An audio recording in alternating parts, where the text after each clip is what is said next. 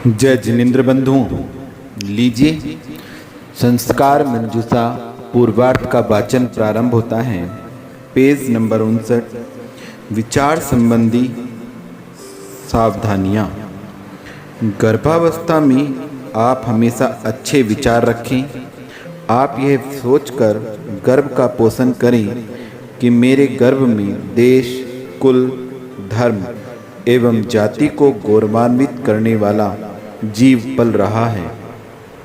हर लड़की के मन में माँ बनने के पहले यह विचार अवश्य होता है कि मेरी होने वाली संतान का भविष्य उज्जवल बने। वह एक ऐसा व्यक्ति बने कि उसका नाम इतिहास के पन्नों पर चिरस्थायी हो जाए। वह इंजीनियर, डॉक्टर, वकील, प्रोफेसर इत्यादि ऐसा पद प्राप्त करे जिससे वह सुख शांति से अपनी आजीविका का निर्वाह कर सके। ये सब कल्पनाएं होती हैं, अवश्य करें, लेकिन इसके साथ ये कल्पना और करें कि मेरा बेटा व्यसन मुक्त, परोपकारी एवं सदाचारी हो, क्योंकि जैसे आपके विचार होंगे वैसे ही उसके विचार होंगे। इसके साथ साथ आप अपने सास ससुर तथा पारिवारिक जनों के प्रति भी हमेशा एकता, सौहार्द, प्रेम, वात्सल्य एवं हित की भावना रखें, ताकि आपकी संतान में भी वे संस्कार सहज रूप से आ जाएं। आपके घर में यदि धन कम है तो उसी में संतोष रखें। चोरी, अन्याय, अनीति से या भाई बंधु, पिता आदि से लड़कर धन अर्जन का विचार ना करें। आप यह धारणा बनाएं कि हम अल्प धन में भी धनाढ्य व्यक्ति की अपेक्षा बहुत शांति, संतोष एवं सुख में जीवन जी सकते हैं। संतान के गर्भ में आते ही आप इस शंका से भयभीत ना हों कि प्रसव की पीड़ा कितनी दुखदायी होगी। ऐसा सुना जाता है और चाची, भाभी, दादी आदि बताती भी हैं कि प्रसव के समय तो स्त्री का पुनर्जन्म अर्थात नया जन्म ही होता है। शायद बहुत वेदना होती होगी।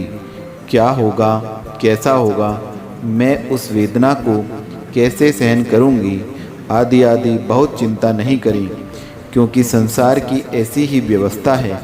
प्रतिदिन लाखों बच्चों का जन्म होता है। वह प्रसूति चाहे भारत में हो या विदेश में, वह चाहे स्त्री के हो या किसी पशु के हो, एक जैसी ही होती है। तो फिर चिंता की क्या बात। यदि विश्व में पहली बार आपके साथ यह घटना घट रही हो, तब तो चिंता होने की बात है। अतः चिंतित न होकर आप साहस रखें, धारणा बनावें कि मेरी प्रसूति सहज रूप से हो जाएगी। जब विवाह जैसे जिंदगी भर का बंधन आपने सहज रूप से स्वीकार कर लिया, तो इतनी सी बात में क्या। भययुक्त परिणामों के कारण गर्भस्थ शिशु में भी भय उत्पन्न होता है।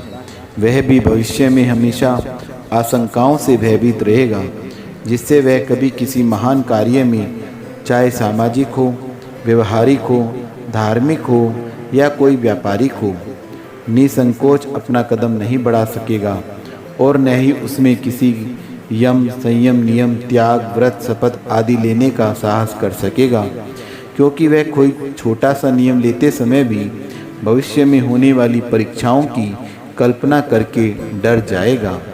आप अपने दिमाग में कभी ऐसे विचार नहीं आने दें कि हमें माता पिता अर्थात सास ससुर से अलग होना है। मम्मी जी अच्छी नहीं हैं, क्योंकि इनके साथ रहकर हम स्वतंत्रता पूर्वक भोग नहीं कर सकते।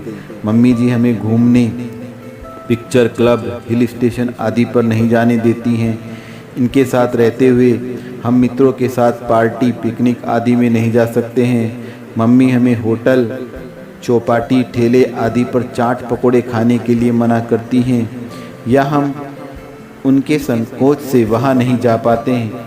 मैं मम्मी के सामने गाउन, जीन्स या सलवार सूट कर पहनकर नहीं रह सकती हूँ। मम्मी के कारण मैं डांडिया रास में भाग नहीं ले पाती हूँ। हम उनके सामने अश्लील मजाक या आपस में स्पर्श आदि का आनंद नहीं ले सकते हैं। इत्यादि बातें सोचकर सास ससुर के प्रति गलत विचार मन में नहीं लावें। यदि वृद्ध माता पिता कुछ कहेंगे तो निश्चित रूप से अनुभव की कसौटी पर कसे हुए निष्कर्ष ही कहेंगे, क्योंकि जीवन में वे हर क्षेत्र में, चाहे वह व्यापारिक, आर्थिक, भोग वाला, व्यावहारिक हो, वे सभी उतार चढ़ाव देख चुके हैं। इस संसार में शायद ही कोई ऐसा व्यक्ति होगा जो अपने जीवन में परिस्थितियों से नहीं जूझता होगा।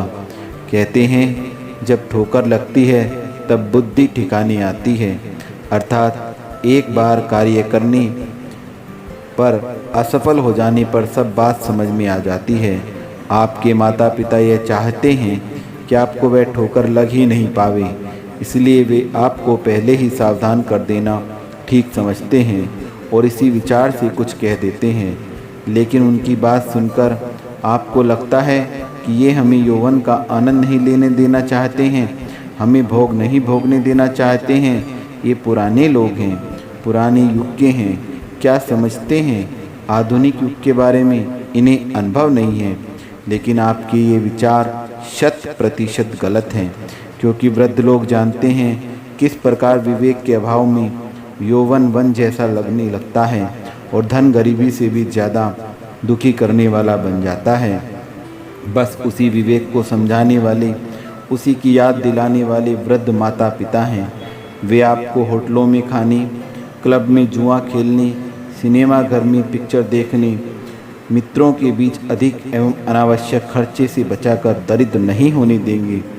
ऐसा नहीं है कि वे आपको कभी नहीं जाने देंगे, अपितु समय आने पर आप नहीं जा रहे होंगे तो भी आपको समझाकर पिक्चर देखने, मित्रों के बीच में मनोरंजन आदि के लिए अवश्य भेजेंगे, क्योंकि वे भी इस बात को समझते हैं कि कब क्या करना चाहिए।